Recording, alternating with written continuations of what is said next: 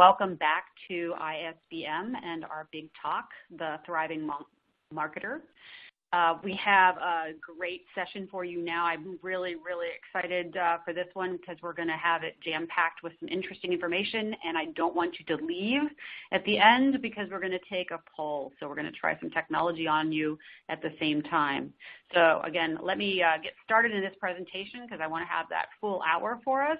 Let me introduce our presenters. So we have two wonderful speakers for us today from Dell, and I think you're going to find this fascinating. Amy Heiss is the marketing director, and she is responsible for Dell's social media training and employee activation program, which is known as SMAC-U.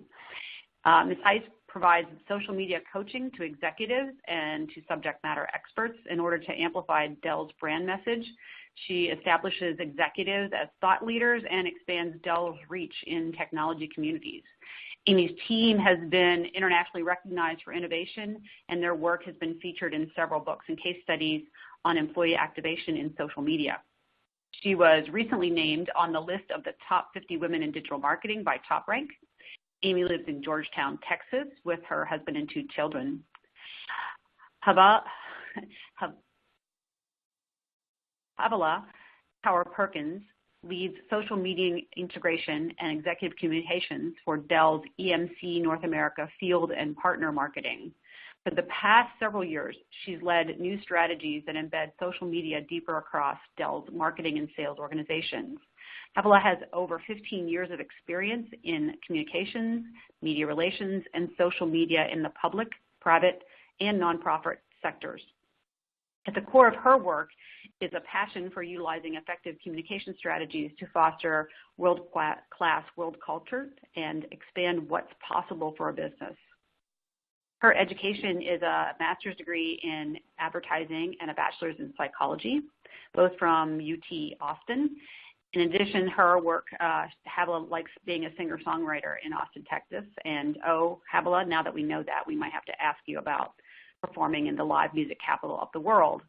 So a little bit about both of our speakers. Again, I think you're going to find this a wonderful talk. So let me pass it on to Amy and Havilah. Thank you, and good morning, everybody. I'm happy to have Havilah with me today, and we're going to talk to you about the North America Social Selling Program that Havilah and I partnered on at Dell. And we're going to create a kind of a conversation around it. So I'll be asking some questions of Havilah, and we'll be kind of having this podcast experience with you all listening in. And as we go along, though, feel free to ask questions, and we'll be happy to pause our conversation and answer your questions as we move along.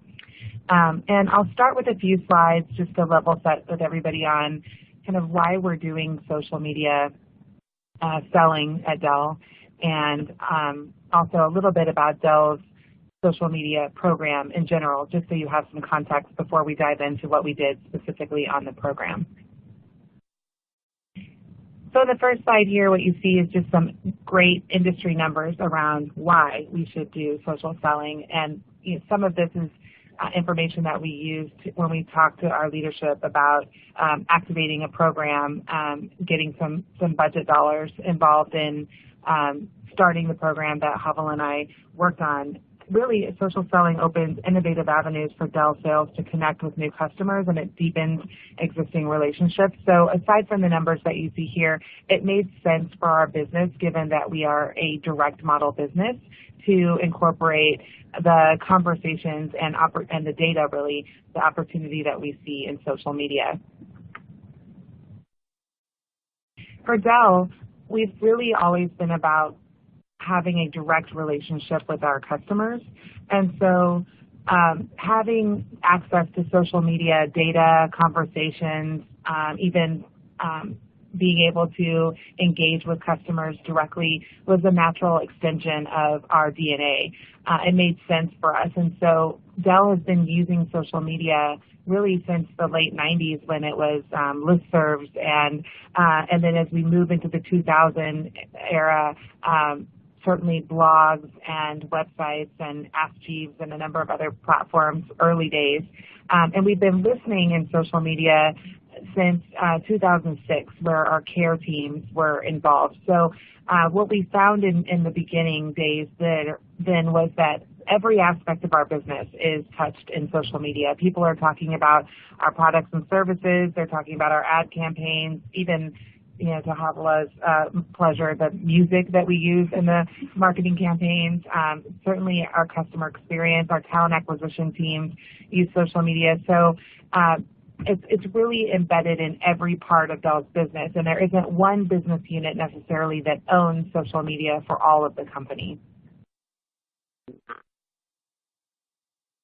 In fact, we've trained more than 20,000 team members across the globe to use social media as brand ambassadors for Dell. North America marketing, which we'll focus on today, is just a part of those 20,000 employees worldwide who are trained in social.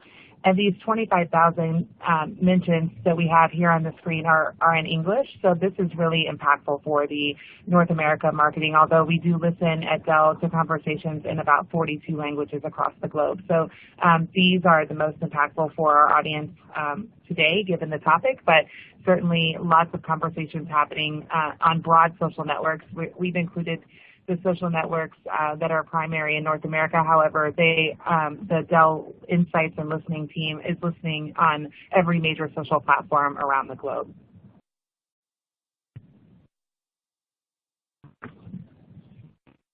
And the last kind of level-setting slide I'll get into before we talk about our program specifically is the social media principles slide.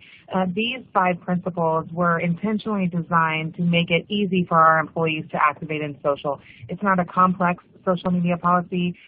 You'll notice that we can fit this on a badge card for our individuals, so the badge ID that they need to get into a building can also hold for them the 5 social media principles that we hold dear at Dell and that we ask our employees to hold up. That's important because really when it comes to social selling, it's about growing the know, like, and trust factor for our sales team members, and trust is very important. So protecting customer information has a lot to do with trust, but also protecting our company information so that our executives can feel good about unleashing all of our employees in the social space. We make sure that our top principle is protect our confidential information internally and protect our customers' information externally. We also want our team members to be transparent in their conversations, so they need to disclose that they work for Dell when they're talking about products and services. They also need to disclose when they make a mistake. If they messed up, what we know is the internet is a lot more forgiving when you're transparent about that mistake and you say something right away. We want our team members also in this day and age to be very responsible in social media. So we don't limit our team members from having opinions or views on controversial issues. However, we ask that they make positive statements about their opinion and don't react to negative responses to those. So we like to share that nobody ever wins an internet argument, regardless of your side. And so be responsible in the types of posts that you're putting out there, whether those are on your personal channels or on behalf of the brand. We also ask our team members to follow the law. Primarily in this case, we're talking about the FTC guidelines around disclosure, but we're also wanting them to follow Dell's Code of Conduct, which is a robust document that team members sign every day when they log into their system, and we remind them that that Code of Conduct exists in any in-person interaction as well as any digital interaction. So hold to Dell's principles, stay on brand, and then finally, be nice, have fun, and connect is really about humanizing Dell's brand online. And so we want our team members to talk about the work that they're proud of and the industry, of course, but we also want them to be human in the space, which means that their life is really 360. It's not just about the work. So we have this 80-20 rule that we put in place for team members where we ask that 80% of their content not be transactional or about Dell, and only 20% would be. So that takes us to our social selling overview, which is what we are here to talk to you about today. And this is really where Havilah comes in.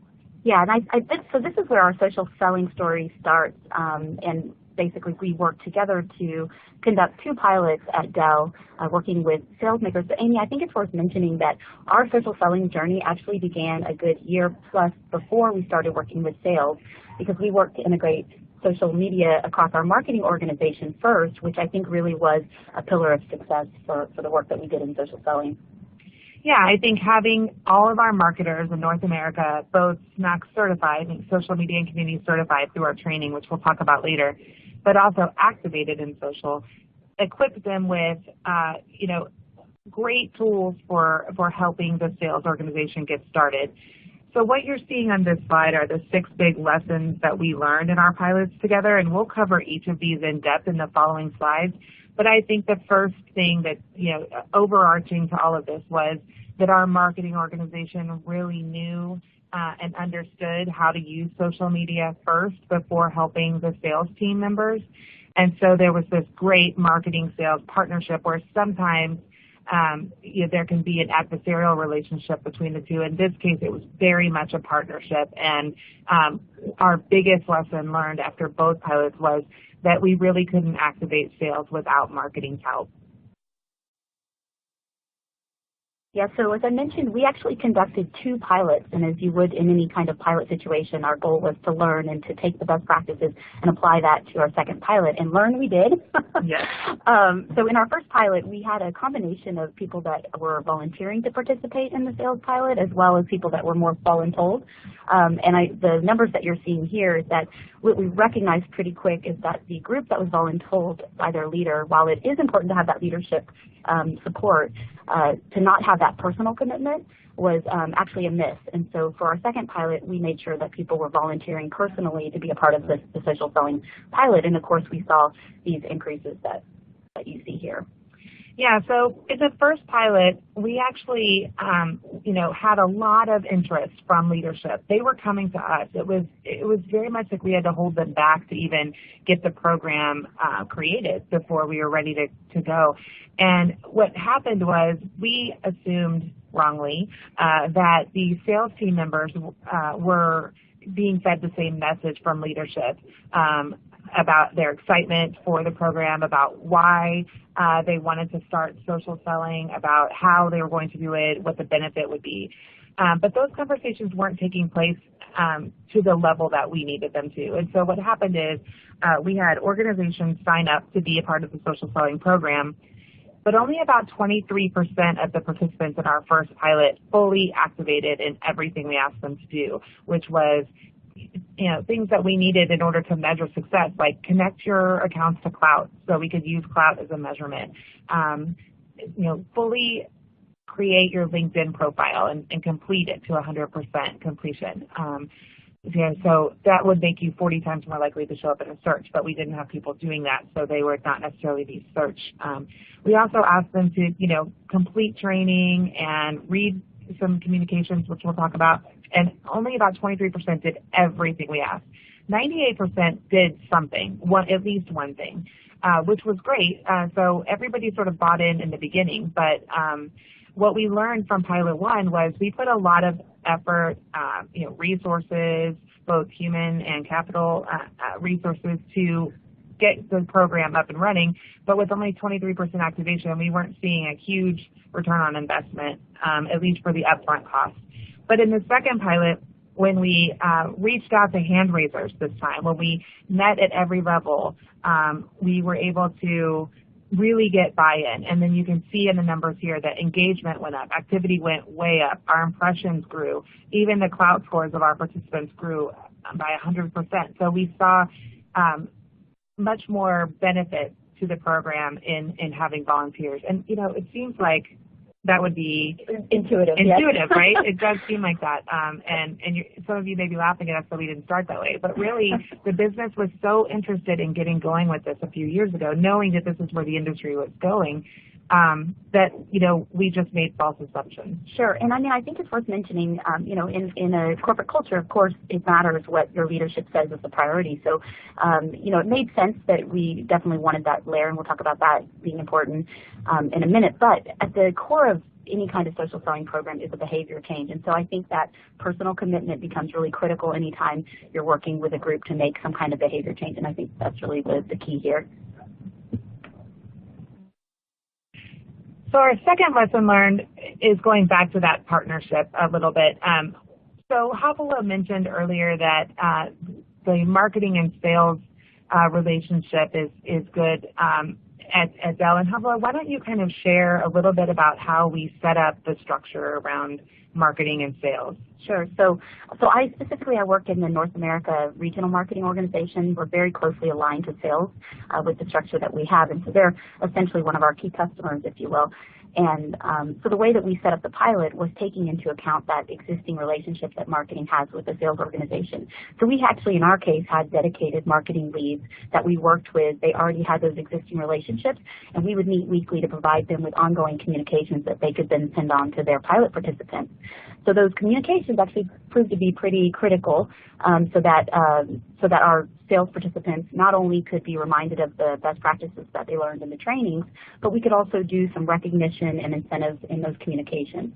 So the other piece that was a part of the communications, but also just I think a key to success for any social selling initiative, is that we wanted to incorporate peer-to-peer learning.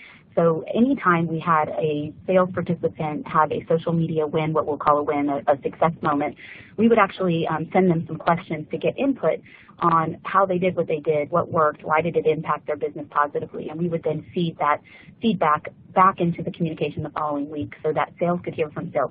As marketers, we definitely feel like we have a lot of value to add in information, but, ultimately sales wants to hear from their peers on what's working.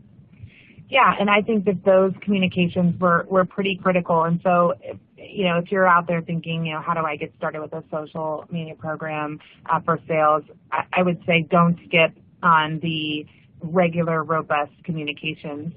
We found that to be very valuable. And in fact, as a service to the marketing coaches and liaisons to the sales team, Havilah would actually create the communications, but then it would be sent out from the marketers that the sales team members were used to working with. These marketing liaisons are part of the sales team meetings. They know the business very well, and so there's an existing relationship that we leverage. But in order to help those marketing leads, share with coaches, we provided the communication, and then they just sent it out for their group. Right. And then one other thing I think worth touching on, as you can see, we do mention the buy-in from the top leadership.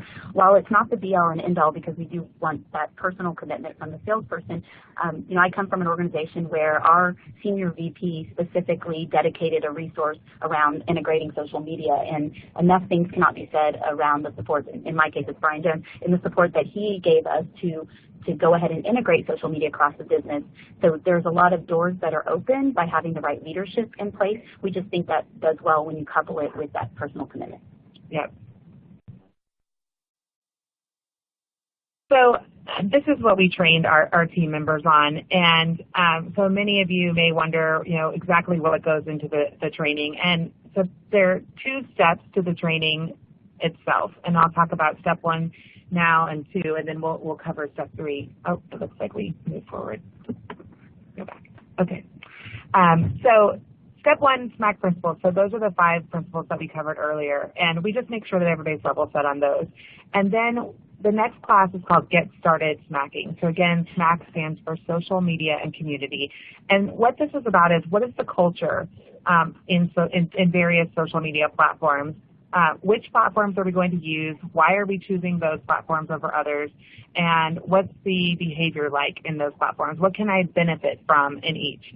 And then the next class we talked about was building brand. So this is about our salespeople building their personal brand so that they become thought leaders and experts in their area, and so they can become, again, those trusted advisors that customers are seeking when they have questions around product in both the B2B space and the B2C space.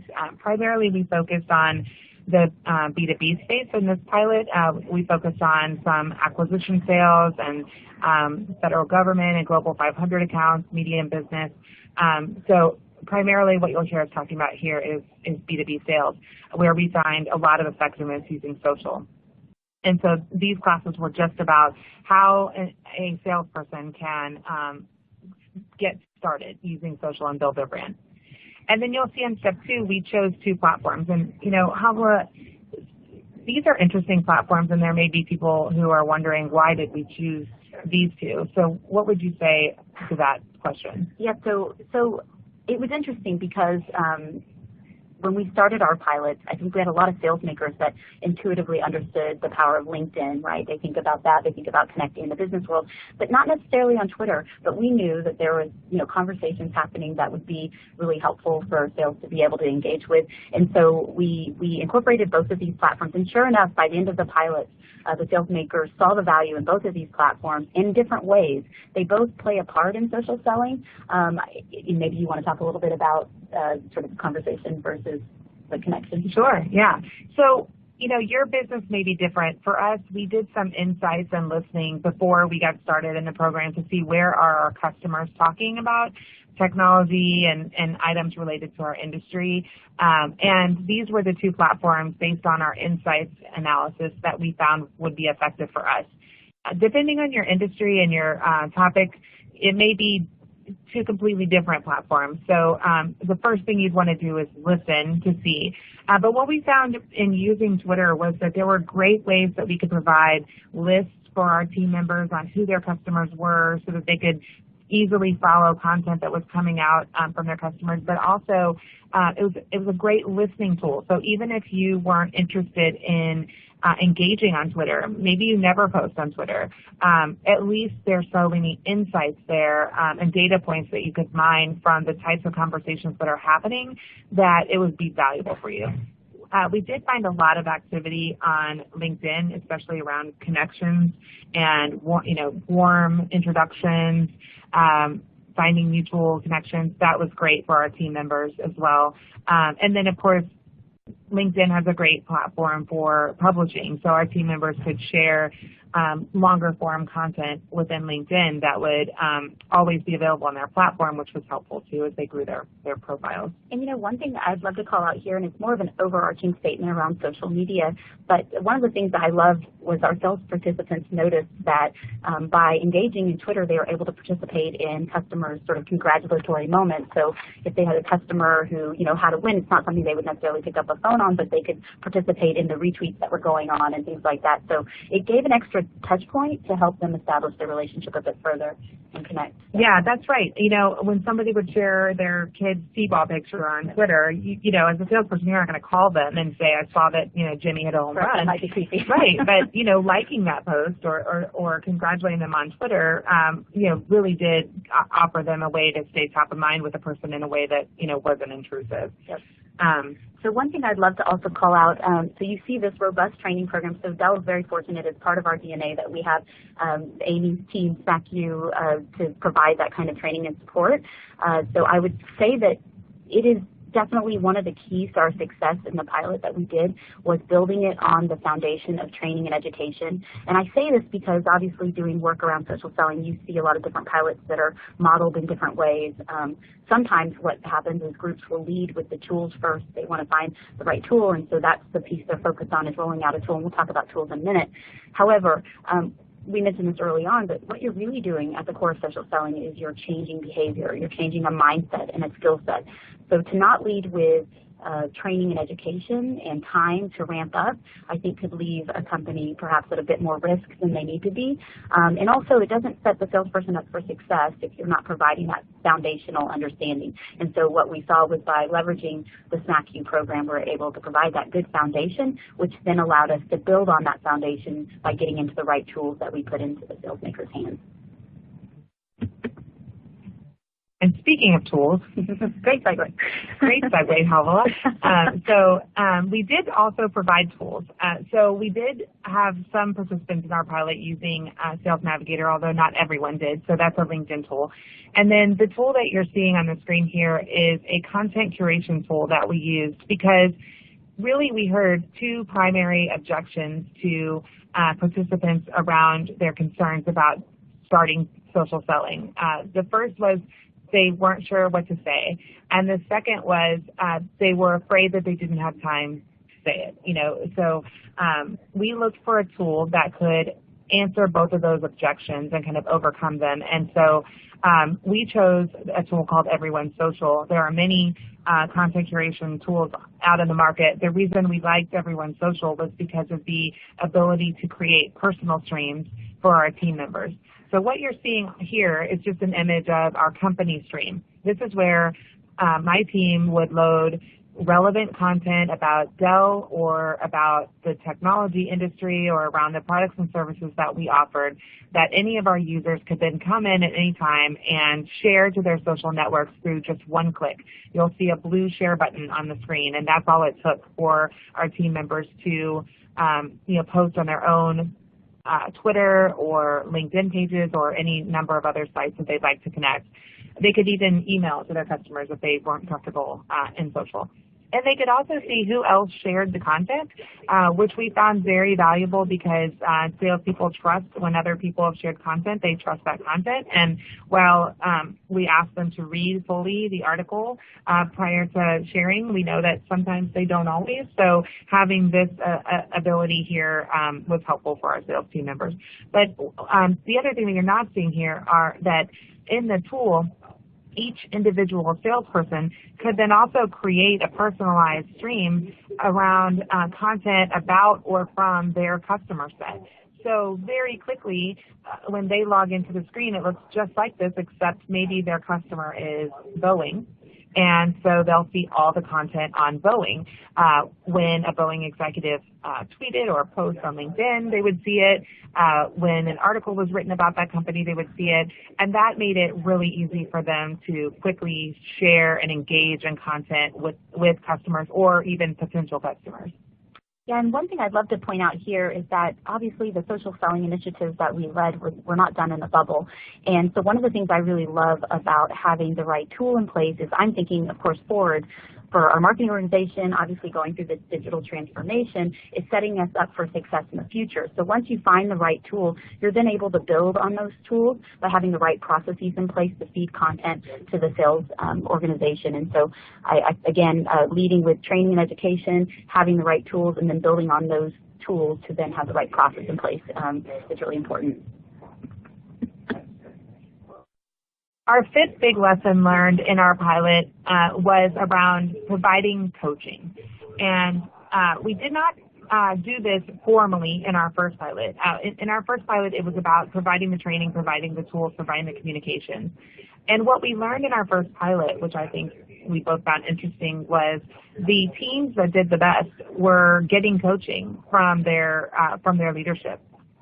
And just to add to that, so we had obviously, we had marketing leads. They did a great job across the board, but we did notice one group in particular was doing especially well. We were trying to figure out what's going on here that's different, and then come to find out that the person providing the marketing support was actually doing one-on-one coaching, sharing his own experiences on his own pitfalls in social, sharing his screen.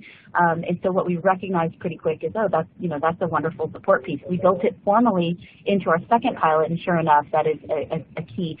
So obviously, we have the training at the beginning, but having about, I think it was about 3 coaching sessions within the 6-month period following proved to be very important. And one thing about the coaching as well is that by having that marketing person get into a bit more of the granular specifics to their business, to the salesperson's business, it allowed them to dial it in even further for that salesperson to understand how to really leverage these social tools. Yeah, it's that critical time after training where our coaches could come in and say, okay, this is how it translates exactly to your customer set. And those coaches knew the customer set very well because they were so tied into the sales business. And Amy, I'm actually glad you mentioned that, because I think it's important what she just mentioned about that critical timing. If you're going to embark on a social selling initiative, it's worth the time to create the strategy in advance and make sure that you're timing things out in a certain way, because there is that time period that she just mentioned right after training where you want to be able to hit the ground running. So the information is fresh on the salesperson's mind. You now have marketing there to support them and really take it to the next level to understand how to use it for their business. So it's worth it to put that time on the forefront before you embark on social selling than it is to do the good things and then try to think of what do I do next. Yeah, for sure. So last but not least, in terms of our big learnings on our social selling pilots, was about creating a culture of social selling for the business. So I mentioned early on that Dell believes social media is part of our DNA, really, because it provides this direct relationship with our customers. But for the sales team, we really needed to change a behavior, which we've been talking about this whole time, and so it really required a little bit more than that. And we'll talk about some successes and failures in terms of results in a moment, but I'll say that when it comes to culture, we worked really hard and had a lot of fun with ensuring that we had guest speakers, that we had conferences, that we brought in industry experts, that we had a special hashtag for these salespeople. And I think one of the funnest things we did is we attended the largest conference of the year for our sales team members, and we wanted to highlight some of our great social sellers and bring attention to the work they've done. So Havilah, what did we do at that conference? Well, first of all credit goes to our senior VP who had this idea, but we actually took the images of all of our top social sellers from the pilot, and we put them on T-shirts, we put them on signs, so when they actually came up to the area where we were activating, they were actually seeing themselves on our shirts and on the signs, and their peers were seeing it, which is the more important part, because again, and actually I don't know that we have mentioned this, but the recognition that the sales participants got throughout the social selling pilot is actually one of the keys to, I think that's the key to success, wouldn't you say? Yeah, I would say for sure. You have to really tie in a lot of recognition. I mean, we mentioned earlier the sales wanted to learn from each other, and we included some of that peer-to-peer information in newsletters, but when we showed up at the conference and walked around, everyone's wearing a suit except for us. We're wearing T-shirts with faces on our shirts, right? How do I get on that shirt? Yeah. How do I get my face on a shirt? And we brought them up on stage and showed, every one of their peers of all the thousands of salespeople that were there. These were the best of the social selling, and they got a lot of recognition. And that really helped to grow our program, because then we got a lot more interest than we had previously. But I'm sure everybody's wondering, what are some results of the pilot? Give me some numbers. So what you'll see on the slide here are industry numbers that are commonly found in some publications like Forbes and others that we've actually contributed to. We can't share direct sales results from Dell, obviously, just from a privacy perspective, but I'll tell you that the reason that we chose these specific numbers were because they very closely aligned with the results that we saw in social selling. And really what I can share is, over the 3-year period that we were doing social selling, we were able to analyze what's the difference in performance in our social selling agents versus their peers who are selling the same product but are not using social. And in the first year, we saw a 60% increase of salespeople using social over their non-selling social selling peers. The second year, that increased a little bit more, 65%. And by the third year, we saw an 85% difference in results. They were outperforming their peers. This is our number on the slide. So we were really able to see the growth in the delta between performance of peers using social. And I think part of that growth over time was because of pipeline, wouldn't you say? Yeah, and a little bit of a side note, but credit to a wonderful graduate student from Penn State. That's right. That worked with Dell to do some of that additional research. But yeah, I would say for sure those numbers spoke volumes, as well as the results that we had from our pilot. One thing I do want to call out here is that when you're talking to sales, and you're really looking to build that culture that we spoke about, when you look at stats like 6 times more likely to exceed quota, that's what I think speaks the most volume to sales. And so it was nice to be able to prove out and see that research show that inside the walls of Dell as well. So, and I also will say that going back a little bit for a second to the culture piece, is that we really have seen the value of building the culture in the marketing organization, and as Amy mentioned, we had a lot of fun building it into the sales. As we'll see here in a minute, there's more opportunity for us, but if you ask marketing leads, what's the most important thing when it comes to social selling? They will tell you hands down the culture. And so I just want to reemphasize the fact that building that culture and integrating social across the culture and being able to share results like this to start to show why is this valuable to be is a really key ingredient. I agree. And yes, shout out to our Penn State graduate student who did this analysis for us after 3 years. We did hire him, full disclosure. So he's now a Dell employee, which we're so proud about. So a few more just, talking points around the social selling results. And I'll say we obviously provided numbers. We obviously saw sales as a result of our efforts. In fact, about a year earlier than we expected. We set the expectation with our leadership when we started the pilot that it would be about 12 to 18 months before sales really started to pick up, because social selling is about relationship building. And so we call it social selling, but really this is about deepening relationships, about earning trust, about establishing yourself as an expert, about being that go-to person, and that obviously takes time. So we said 12 to 18 months. We actually saw sales as a result of our selling efforts in social in 6 months, which, we were thrilled by, and which is great. But we just were hesitant to report on that because there are a number of other ways that you find success in your business. So we did see growth in sales and net new business. We also saw a great new pipeline. So our participants reported that they were able to connect with potential customers and get meetings that they weren't previously able to get through traditional means, through phone calls, through emails, through events. But they were able to get them through social interactions, which was fantastic. And that's where they told us the most value was really, cold calls weren't working, and even to some degree other methods of selling were being replaced by the connections that people are making in social. We saw their influence grow, which we measured through clout. We saw awareness grow, which we measured by looking at items like clout, but also engagement. So were people engaging with their posts more? Were they following them on LinkedIn? So not just connecting, but were they following so that anytime they posted, it would show up on a news feed? We could measure all of that for our program. And then there's one other, which I'll briefly touch on, around employee retention.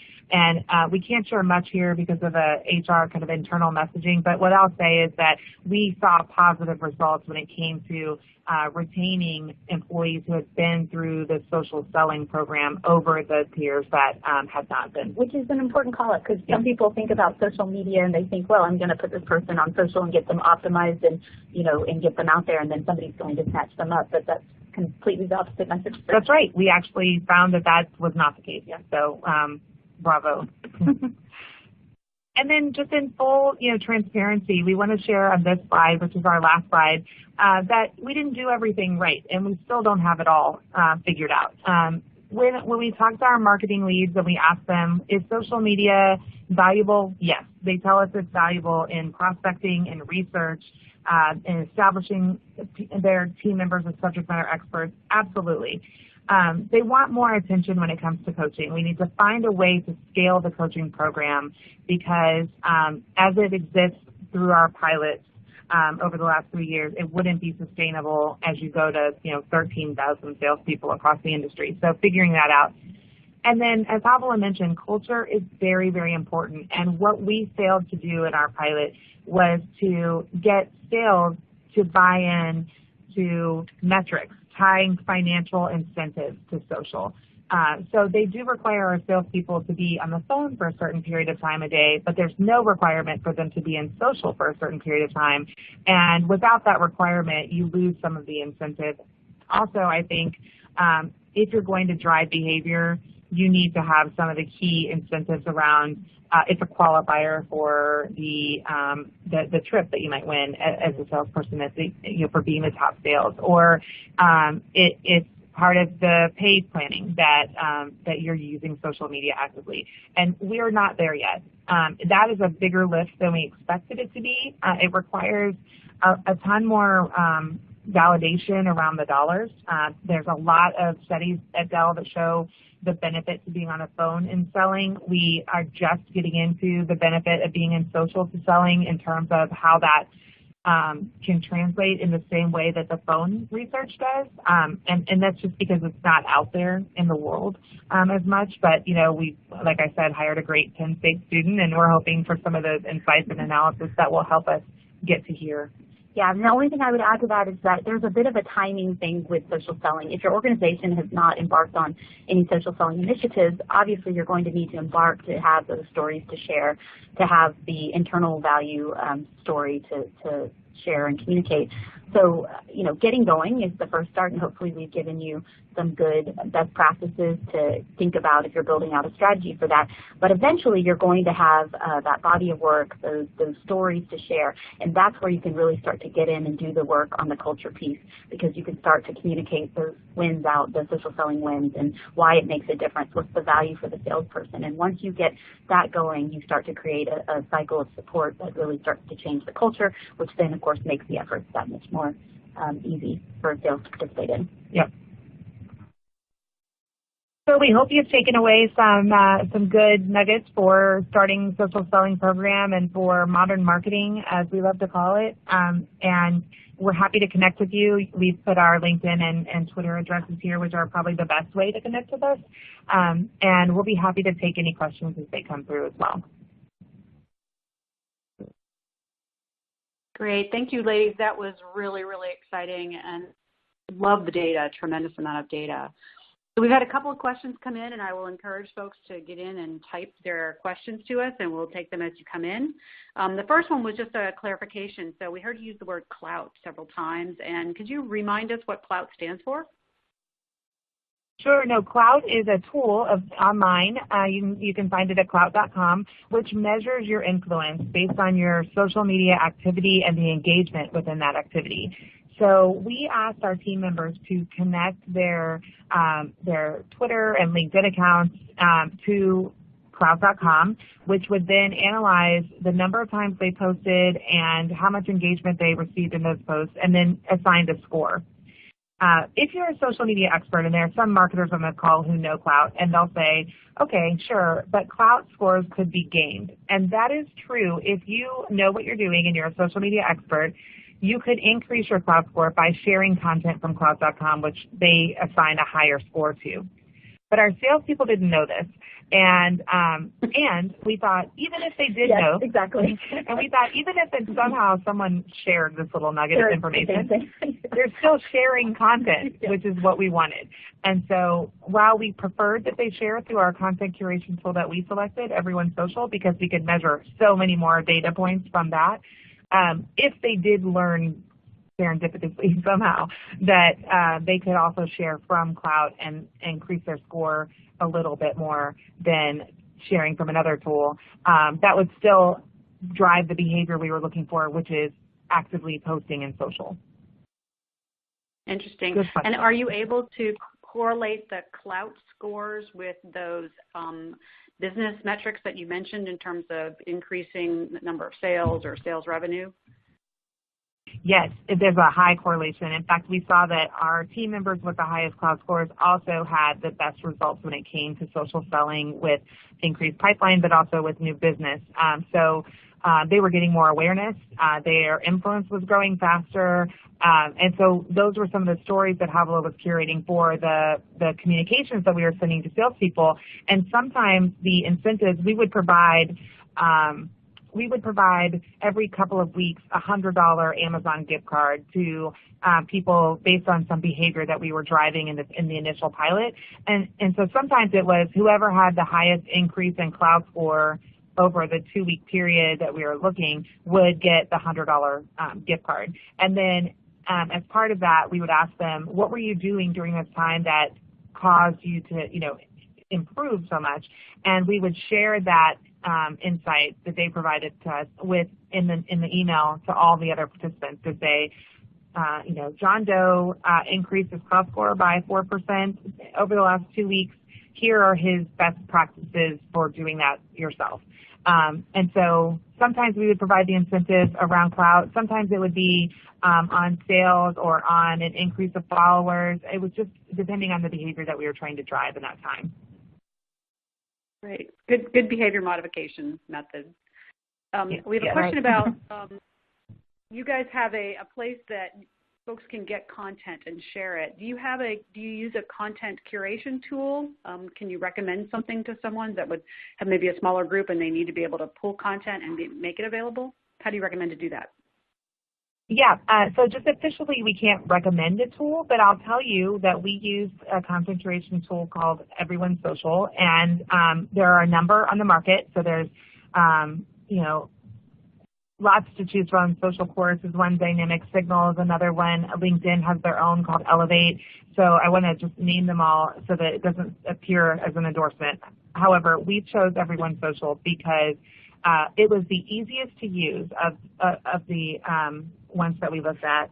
And we needed it to be very user-friendly because, again, we're trying to drive a behavior change, and you can't provide a complicated tool and expect people to do it, especially when social selling isn't yet incentivized, within their pay. And so we're asking them to do something on top of their job that they're not getting extra pay for.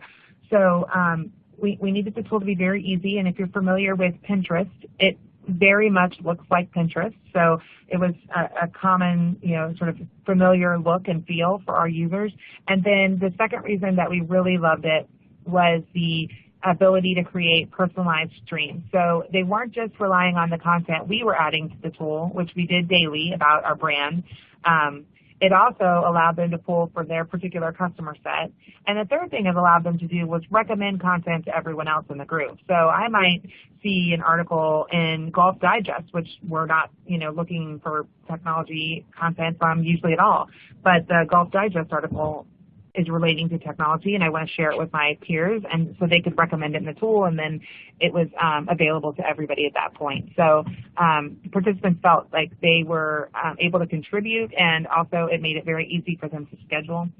In fact, from a timing perspective, we found that our team members who were succeeding in social media were only spending about 10 minutes a day using social. And so we're not asking for a big time commitment on this, and we found great results in just 10 minutes a day. Well, that sounds great. When they post or provide a recommendation to the tool, does someone have to review that and approve it, or can people just put whatever they feel is appropriate up and share? So if they recommended something to the tool, we had a team member on my team who was reviewing and approving those, and she would do that in real time. The great thing about the tool was that it was also an app on your phone, so you could use a desktop version or a phone app version. So it made it very convenient, and for our team member who was reviewing, she would just get a notification and be able to review things in real time. Okay, and I think that is maybe a little bit of a concern is always that you mentioned in the early days is making sure that everybody is speaking with the same kind of voice about the company and you're letting everybody talk. So are there any other controls or any other checks on what people are putting on their social media? Do you review what people have put out over time, or are people relatively well behaved? Yeah, ultimately it is on the person to be accountable and responsible, going back to our social media policies. So no, I obviously if somebody gets in hot water, that's a different situation, but once you go through training and you're certified and you understand what the rules of engagement are, it's really on the person to be smart. And I'll tell you that in the 8 years or so that Dell has been activating employees in social, I can probably count on one hand the number of incidents we've had where a team member has made a mistake in social and needed to be talked to about that or disciplined in some way. And the great thing is our employees love the program, and so they want it to continue, and they kind of self-police a little. If Havilah was posting something that I felt might be questionable, I would reach out to Havilah and say, hey, I'm not sure if this is entirely appropriate. You may want to rethink that. And employees, we see them doing that before any governance team is looking at that to see content. And then I'll say also, if you're trusting people, if you're hiring them, you've made the decision that you trust them with your business.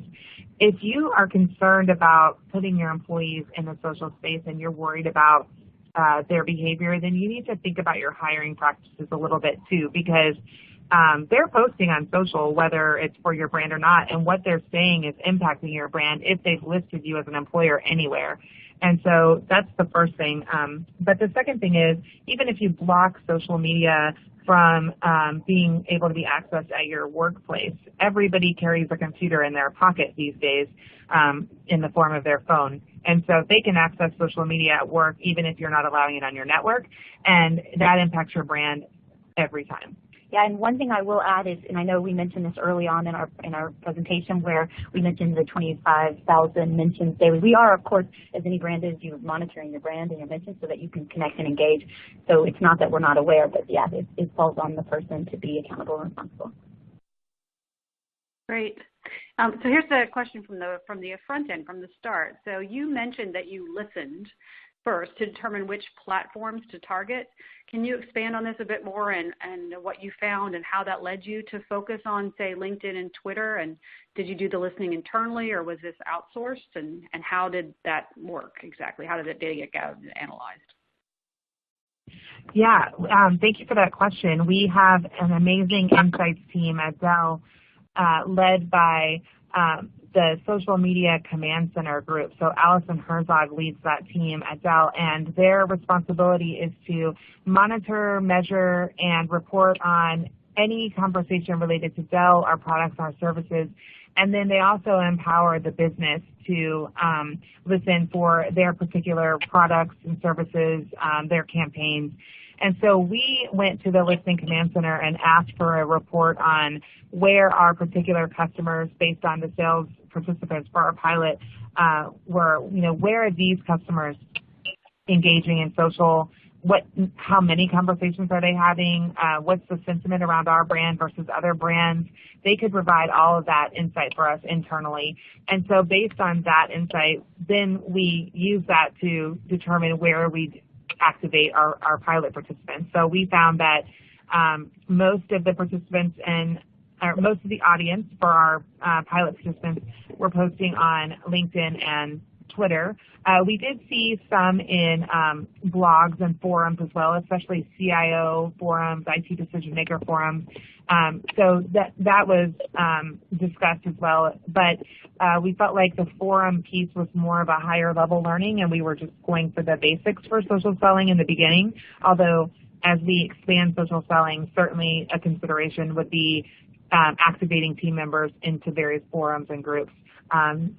Especially where IT decision makers are speaking. But in our case, everybody has a Facebook account, and so you could argue, well, shouldn't we be connecting on Facebook as well? And our response to that was, we really felt like we wanted to keep Facebook as a personal platform more than a business platform. In this case, our agents don't have their own business pages, and we didn't want them using the Dell business page for sales primarily.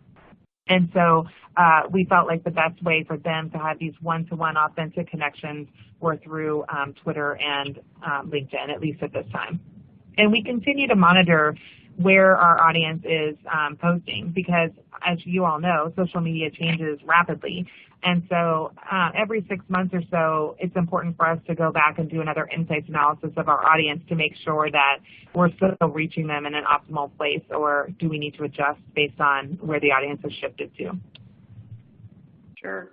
So just as perspective, Dell is a large organization, and we've got some companies that are just going down this journey. When you started this, how many people were on your team, and how many people were on the Insights team? The Insights team has 11 team members across the globe, and they speak, I think, 13 languages among them, and they're based all around the world.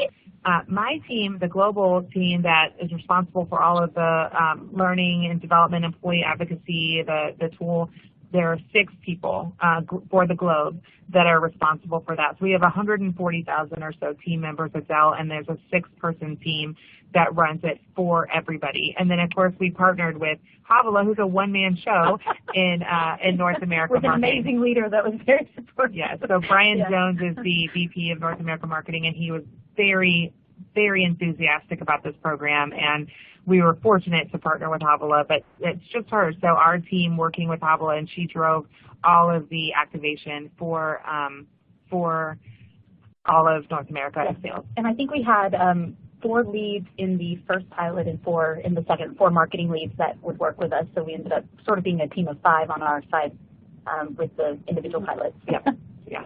Round. That's a lot of leverage.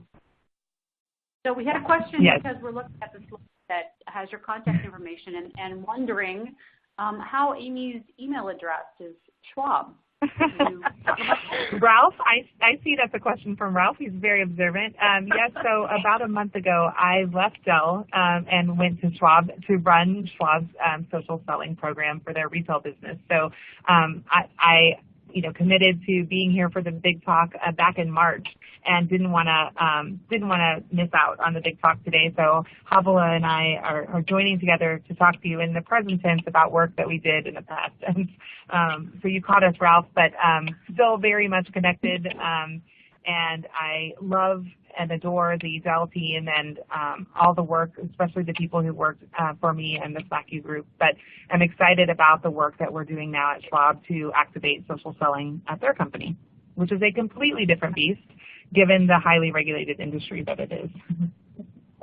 Yeah, I'm sure that's also very interesting, and we're really grateful for both of you to come. So I'll make one last call. Do I see any more questions come in? I think we've caught everybody. And so Ralph says thank you, and I appreciate all of you participating. And I want to thank our presenters, and then ask you to stay with us for just a bit longer, because we really want to continue to explore this platform that we've got here, and we're going to try some polls. So rather than show you that right away, let me thank our presenters again. Really appreciate this really interesting talk with the data. It's very inspiring, and to know that you can modify sales behavior positively and get results, and I'm just very excited. So thank you, ladies, very much. Thank you for having us. Thank you very much. Great. All right. And so again, audience, if you'll please stay with me, we're going to try a little bit of experiment with me. So we're going to try a couple of polls. And so if you're at your workstation, whatever you're using electronically, and if you're in a group, maybe you can vote together to respond. But we're looking for you to respond to this.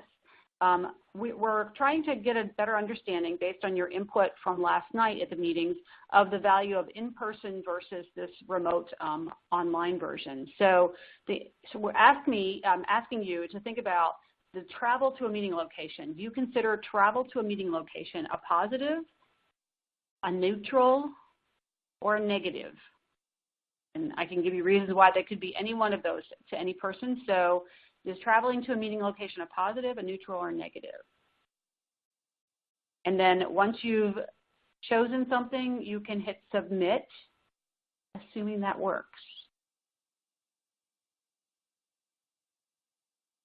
And then I'm going to maybe ask my tech team, who has not given me any input, how long I need to reside on this to give you some chance to feedback, or whether people are asking questions, because the Q&A box works too if things are not working. This is our first experiment. Okay, so I'm kind of on quiet dead air on my side. So I'm going to go, okay, so polls, okay, Lori's telling me now the poll is live, great. So this little tiny feedback loop here. So I'm going to give you a few, and I've got 18 people that have voted on the poll.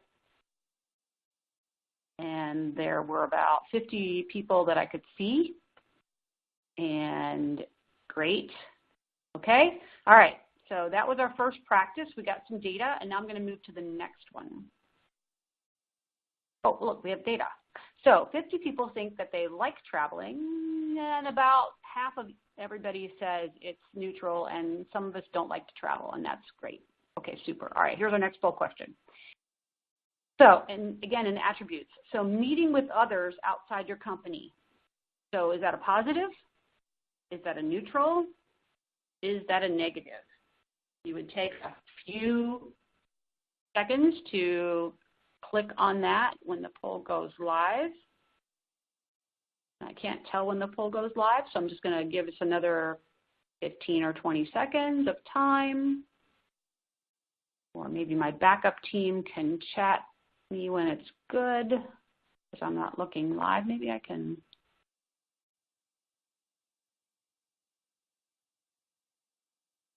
All right, I'm going to give you another second. Okay, we're good, Lori says. And we've got people voting on meeting with others outside your company, positive, neutral, or negative. And now let's go see what the results are. Okay, y'all are outgoing people. Awesome. All right, costs. Okay, so attending an event in person, if you've been a member for a while, you know what that means in terms of travel costs that you have to budget for. Is that a positive, a neutral, or a negative as you think about things with ISBM? I'll give you a few minutes to respond.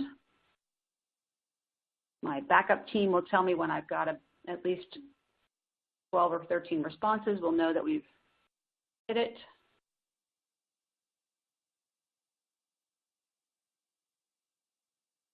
One more second or two. All right, do we have it? All right, let's see what we've got here.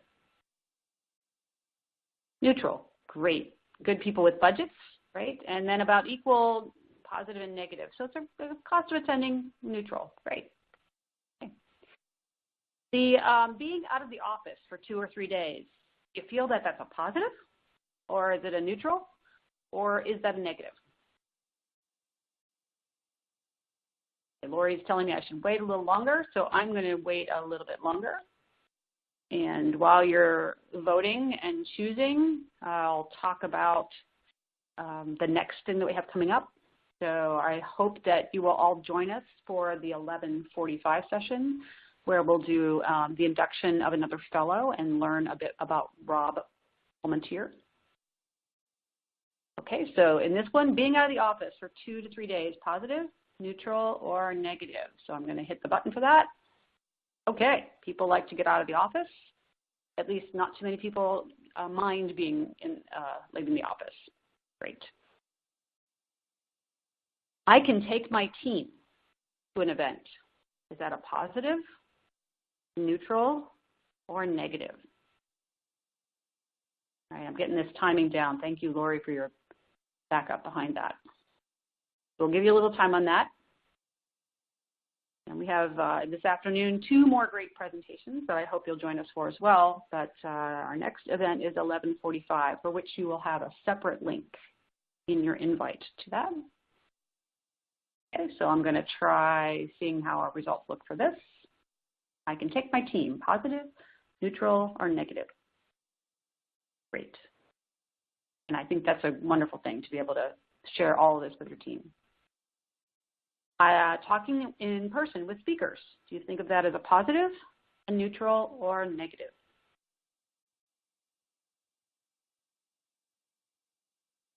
Being able to speak with the speakers directly. You know, during those times we hang out at the coffee or at lunch or during the after dinner adult beverage time. Talking in person with speakers, positive, neutral, or negative? Only positive, great. And having lots of food and drinks. Positive, neutral, or negative?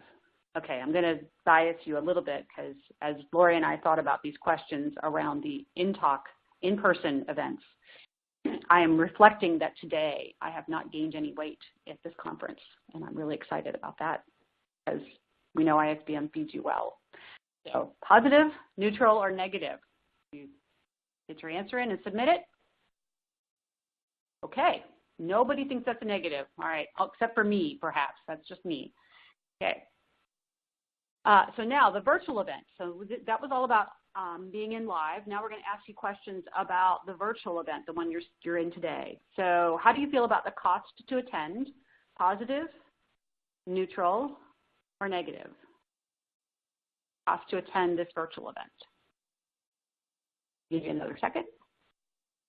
We have about 7 more of these, if you can hang with me. Negative, neutral mostly, and positive. Okay, great. I can discuss the presentations with my team, and the intention was we can discuss this kind of in real time. So the question here is, do you view being able to see these presentations with your team as a positive, a neutral, or negative? Be a second. Another 10 seconds or so. Positive, neutral, negative, I can discuss these presentations in real time with my team. Okay, when our answers were neutral or positive, okay? And I can attend with everybody in my company if I choose. So everyone could dial in, and we would encourage you to have as many people in your member company join us as you'd like. So I can attend with my whole company, a positive, neutral, or negative. I'll give you a couple more seconds. I can attend with my whole company, positive, neutral, or negatives. Okay, survey says neutral. Not a big advantage. Some people enjoyed it. Another one about the virtual talk. I can participate from my office. There was a time when I think that wouldn't have been positive for me, but positive, a neutral, or negative. Now, since y'all like to travel, it'll be interesting to see how you think about this, that I can participate from my office. Positive, neutral, or negative? Give you another couple seconds. Thank you all for hanging with me. I can still see that many of you are still there, so I really appreciate you participating in this for us and learning a bit more about how this works. So I can participate from my office. Let's see what we found here. Great. Most of you like participating, or it doesn't matter, and a few of you would like to get out of your office. I get that. Attributes for the big talk again, we don't need to leave town, or we don't need to travel. Is that positive, a neutral, or a negative? No, by the way, we just want to thank Lori Nicolini for putting this all together last night, and fairly late. So we were also really impressed that we got such great data from y'all after each talk too, so I appreciate that feedback too. All right, so no leaving town or travel. What do we think about that? Neutral. Okay. I bet a lot of you travel anyway, and a few of them like to get out of town. So these sessions for the recorded one are able to be watched later. How do we feel about that? Do you feel that that's useful? So all of these sessions have been recorded, and you can actually watch them starting now, but you can also watch them later. Is that a positive, a neutral, or a negative? For example, do you pay more attention when you know you won't be able to see it again? Positive, neutral, or negative. Recorded sessions can be watched later. And the answer is okay, great. And, you know, we feel like that's been one of the reasons we were really excited about this too, is that we have that ability. The next one is virtual technology. Okay, this is, if you're here, it's probably working for you now. But if you had any trouble between now and this point at all, anything that didn't work at all, even a little bit, would you let us know? Because we're just trying to get a sense of that. You know, we know how many people signed up. We know you're watching as a group, but we'd really like to understand if we can't talk to you, we can't know if there's a problem. So please let us know this. So how did this go? Nobody knows the answer till I click. All right, here it comes on 24. Great. So about 80% of you had no problem, and about 20% of you did, and that might come out to be something that looks like about 8 or 9 people based on what it looks like I'm still logged in for. But we're going to look at that with on 24. Thank you so much for that answer. And then, oh, this is about connectivity, right? Was it hard to connect? I guess we have a few questions that are specific around connectivity. Yes or no? Great, because you're here, obviously. And did you pay more or less? Oh, this is my favorite question that I wanted to ask. So I know what I do in physical talks. Sometimes I drift off and think about other things. And so the question here is, did you pay more attention to this virtual talk than you would have in a physical talk? Did you pay more attention, or do you pay more attention in in-person talks than you know that you multitask today and sitting in front of your computer? Or really it didn't make any difference in you personally? And none of these are addressable to you individually. We can't tell if it's you. So if you would be honest with us and just talk about how you multitask in meetings or in online meetings, it would just help us understand a little more. So let's see what the honesty question gives us here. So we pay more attention in person talks, okay, and or it makes no difference. And so all of you tend to maybe multitask. Good to know. Thank you. And again, On24 was loving that question too. Was it worth it in this case, right? So this is our experiment here, the grand difference, to be able to have more of your team members attend these talks than you might have been able to afford to bring to Penn State for the meeting. And fundamentally, that was our premise of trying this, was that we really wanted to be able to provide information directly to more of the people on your team. So do you feel like that worked? Did you have a value that came from having more of your team members attend, or did it make no difference? Okay, so here's our answer. Okay, so a little of you saw a value. Most of you thought there was no difference or it didn't matter. Okay, great to know. Thank you. Very, very helpful. Very, very helpful. Thank you. And then how many minutes do you think you multitasked during this? Just curious. Just self-reporting. Again, can't attach it to anything. I'm sure it mattered by which presentation it was, but just as an idea. Okay, survey says. Okay, so there was some stuff that people were wandering off on. Well, all right, we won't sit on that one. That's our last slide, I think, but we'll sit on something before that. So, you know, what I really appreciate from all of you running this experiment with us is, one, that you give us this feedback. We hope that you'll continue to give us feedback from each of the presentations. We are definitely taking this forward to understand how we can continue to improve using technology to deliver content to you and make sure you have value. So I appreciate, again, everything that you've all been doing and participating with us.